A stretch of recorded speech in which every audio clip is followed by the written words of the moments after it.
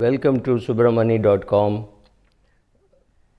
आप एक स्मार्ट और इंटेलिजेंट इन्वेस्टर हो या नहीं, या उस राह पे चल रहे हो कि नहीं, कि आप शुरुआत तो आपने इन्वेस्टर बन के की, वहाँ से आप स्मार्ट इन्वेस्टर बनने की कोशिश कर रहे हो कि नहीं।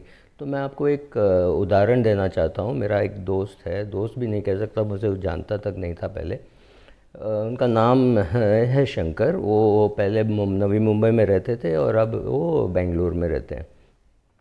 2011-12 2011 की बात होगी, जब वो निवेश करते थे यहाँ किसी आईएफए के थ्रू, और फिर वो चले गए बेंगलोर। और मैं तो एकदम, जब मुझे फ़ोन आया, उन्होंने मुझे याद दिलाया, मुझे तो आश्चर्य हुआ कि उनके पास मेरा नंबर भी था।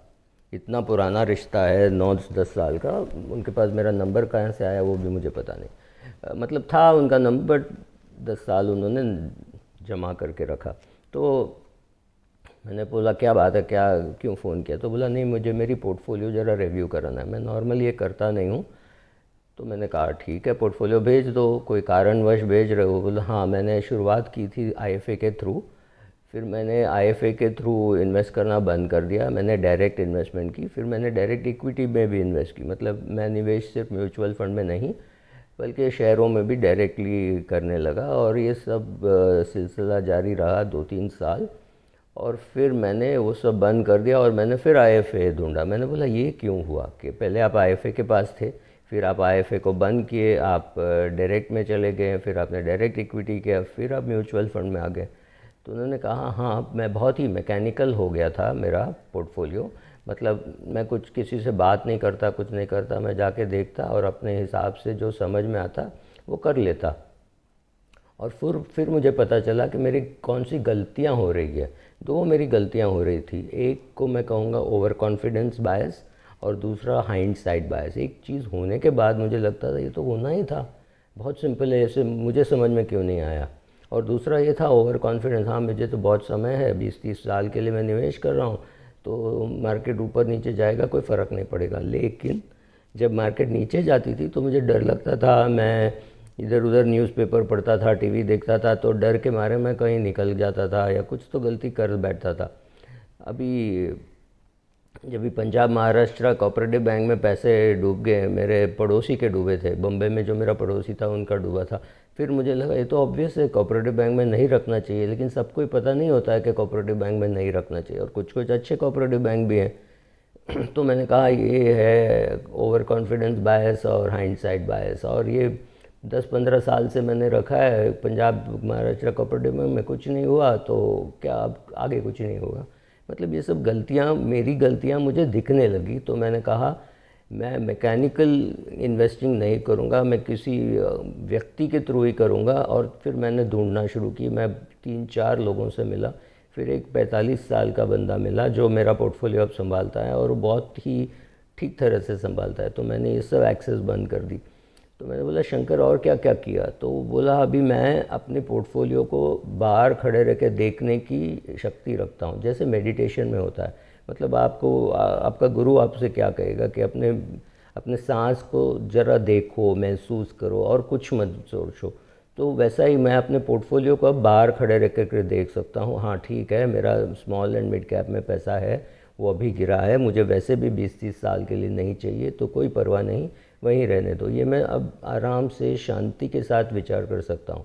अच्छा, दूसरी बात जो शंकर ने की है, कंप्लीट एक्सेस उन्होंने बंद कर दिए। उनको अगर अपना पोर्टफोलियो चाहिए तो वो अपने आईएफए के वेबसाइट में जाते हैं और सिर्फ अपना पोर्टफोलियो देख सकते हैं। मतलब ये फ़ंड में इतना पैसा है, ये फ़ंड में इतना कॉस्ट है और इतना है, और आगे कुछ नहीं देख सकते हैं। कितना प्रॉफिट हुआ, कितना लॉस हुआ वो दिखेगा, लेकिन फोलियो नंबर भी नहीं है। मतलब उनको रिडीम भी करना है तो आईएफए के थ्रू ही रिडीम करना है, और वो चाहते हैं कि ऐसा ही हो।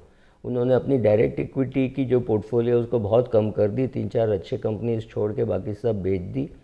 और अगर मैं संक्षेप में कहूँ उन्होंने क्या किया है, तो 2-3 चीज़ें की हैं। एक, उन्होंने मेडिटेशन सीखा है। मतलब इन्वेस्टमेंट करते वक्त वो बहुत सोचते हैं करूँ कि नहीं, बट करने के बाद वो लिखित में अपने एडवाइज़र को दे देते हैं कि मैं इसको 10 साल नहीं देखूंगा। तो 2016 में किया हुआ जो निवेश है उसमें कुछ एसआईपी हैं, कुछ लमसम है, वो अभी 2020 में उसकी उनकी हालत तो ख़राब है, कुछ है जिसमें उन्होंने 1 लाख रुपया डाला और वो 1 लाख का हो गया था 1,32,000, और आज के घट के हो गया 95,000 या उसके आसपास, 92-93 हज़ार के आसपास।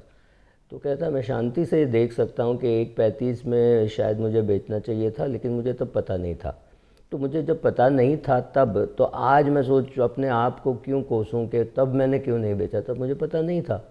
तो ये जो कोविड हुआ, मैं टेक्नोलॉजी कंपनी में, शंकर ने मुझे कहा मैं टेक्नोलॉजी कंपनी में काम करता हूँ, तो जनवरी फरवरी में मुझे ये लगा ही नहीं कि इसका इतना कुछ परिणाम होगा। हमको पता था कि चाइना में कुछ प्रॉब्लम है, वुहान में भी हमारी ऑफिस है, तो हमको पता था कि कुछ तो वहाँ गड़बड़ है, तो कुछ करना चाहिए, पर हमको ये नहीं लगा कि वो इंडिया तक पहुँचेगी, दुनिया भर पहुँचेगी। जनवरी में ये बात भी नहीं हुई। हाँ, जनवरी में जब फ़्लाइट्स कम होने लगे, 31 जनवरी को शायद फ़्लाइट कम हुआ या बंद हुआ, तब हमको लगा कि कुछ तो गड़बड़ है। फिर भी नहीं लगा कि इसका असर इंडिया पे पड़ेगा, इतना पड़ेगा, पूरा दुनिया में फैलेगा, हमको पता नहीं था। तो आज मैं अपने आप को क्यों कोसूं कि मैंने जनवरी फरवरी में क्यों नहीं बेचा अपना पोर्टफोलियो। तो मैं शांति से बैठ सकता हूँ, ये एक चीज़ मैंने सीखा। तो ये 2-3 चीज़ें हैं। तो इंटरनेट एक्सेस उन्होंने बंद कर दिया अपने, मतलब वो जा कर के, उनको अगर खुजली होती है रात को 2 बजे को कुछ करने की, वो नहीं कर सकते। वो सिर्फ अपने एडवाइज़र से बात अगले दिन सुबह 9 बजे को कर सकते हैं, फिर वो एडवाइज़र समझाएगा करना चाहिए नहीं करना चाहिए, बातचीत होगी। तो उन्होंने ह्यूमन इंटरवेंशन को कंपलसरी किया है। Without human intervention he can not do something, और वो चाहते हैं कैसा हो। करेक्ट, ऐसा नहीं कि वो टेक वाला बंदा है, वो सब अपने फ़ोन से भी कर सकता है, बट उन्होंने वो सब बंद कर दिया और वो मेडिटेशन स्टार्ट किया है उन्होंने, और ये अपना पोर्टफोलियो को इस तरह से देख सकते हैं। तो ये जो जर्नी है ना, ये प्रोसेस है, तो मुझे बहुत अच्छा लगा, इसीलिए मैं आपके साथ शेयर कर रहा हूँ कि जो बंदे ने पहले आईएफए के साथ डील किया, फिर आईएफए को निकाल दिया, फिर आईएफए को लाया, मतलब दोबारा जब आईएफए को लाया, बहुत सोच समझ के 3-4 आईएफए को मिल के फिर उन्होंने निर्णय लिया कि इस आईएफए के साथ रहना है। और मुझे वो आईएफए अच्छा लगा, क्योंकि जब उन्होंने पोर्टफोलियो भेजा, उन्होंने कुछ फोलियो नहीं, कुछ नहीं, सिर्फ एक प्रोफाइल भेजा और पोर्टफोलियो भेजा। मैंने बोला अरे यार, उसका फोलियो नंबर सब क्यों नहीं भेजा? तो ये खुद मुझे बोलता है नहीं, मैंने उसको बोल दिया ये सब नहीं चाहिए मुझे फोलियो नंबर से क्या मतलब है। अगर होगी तो फिर मुझे कहीं खुजली होगी, मैं फ़ोन करके बोलूँगा ये फ़लाना फोलियो नंबर से निकाल दो या डाल दो, कुछ तो करूँगा। तो मैंने वो भी निकाल दी। तो मैंने कहा तुम अपने पैन नंबर से एक्सेस कर सकते हो फोलियो? बोला नहीं, मैं वो नहीं करूँगा, मैं वो उतना मेहनत भी नहीं करूँगा, मैं अभी जो भी करना है उसी के थ्रू करूँगा। This is a very good relationship, जो अभी 5 साल 2014 या 2015 में ये जो रिश्ता स्टार्ट हुआ, अभी 5 साल से बहुत अच्छा रिश्ता है। और लिखित में लेते हैं मैं क्यों निवेश कर रहा हूँ, क्या गोल है, क्या एक्सपेक्टेशन है। अगर ये लिख देंगे कि 18% का एक्सपेक्टेशन है, तो बोलता सर ये नहीं होगा, तो फिर उसको 12 कर देते हैं, 11 कर देते हैं, उसको समझाते हैं देख भाई 12 आएगा, खर्चा निकलेगा, फिर टैक्स लगेगा, इतना ही आएगा, 9.5 आएगा, उसके आसपास ही आएगा। तो दोनों, इन्वेस्टमेंट करने वाला और इन्वेस्टमेंट कराने वाला, दोनों की समझ एक ही लेवल की है। आप जब ये ऐसे जब स्टेप्स लोगे, मतलब ये क्यों लिया हो गया है, क्योंकि आप डायरी मेंटेन करोगे कि मैं क्या गलतियां कर रहा हूँ, क्या कर रहा हूँ, क्या कर रहा हूँ। जब आप लिखोगे कि आप क्या कर रहे हो, तो आपको समझ में आएगा, फिर आप कुछ ऐसी चीज़ें करोगे जिससे आप सुधर सकते हो। तो माई मूव इज़ सिंपल। आप इसको इंटेलिजेंट इन्वेस्टर बोलिए जैसे ग्राहम ने बोला था, या आप इसको स्मार्ट इन्वेस्टर बोलिए। आपका जर्नी जो है ना, ये ख़त्म होना ही नहीं चाहिए। मतलब कॉन्स्टेंटली हम सुधारने की कोशिश कर रहे हैं, हम स्मार्ट बनने की कोशिश कर रहे हैं, और वो डेस्टिनेशन नहीं है कि मैं अभी हो गया अब मुझे कुछ नहीं करना है। ये कंप्लीट कंटिन्यूअस प्रोसेस है, 40, 50, 60 साल चलेगा, जब तक आपकी उम्र है तब तक चलेगा। Thank you.